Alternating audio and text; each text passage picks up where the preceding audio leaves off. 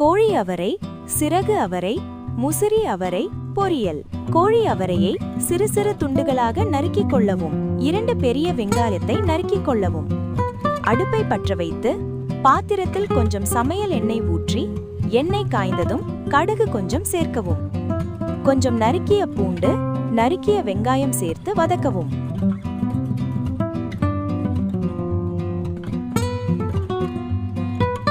நறுக்கிய தக்காளி, கொஞ்சம் உப்பு, கொஞ்சம் மஞ்சள் தூள் சேர்க்கவும்.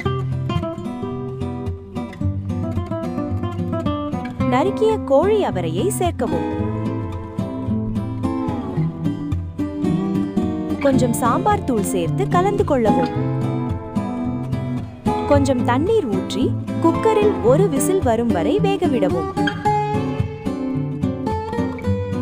துருவிய தேங்காய் சேர்த்து கலந்தவுடன் சுட சுட சுவையான பாரம்பரிய கோழி அவரை பரிமாற தயார். இது போன்ற சமையல் குறிப்புகளுக்கு சப்ஸ்கிரைப் செய்து பாருங்கள். எளிமையான சமையல், அருமையான சுவைக்கு ஈரோடு சேமா சமையல்.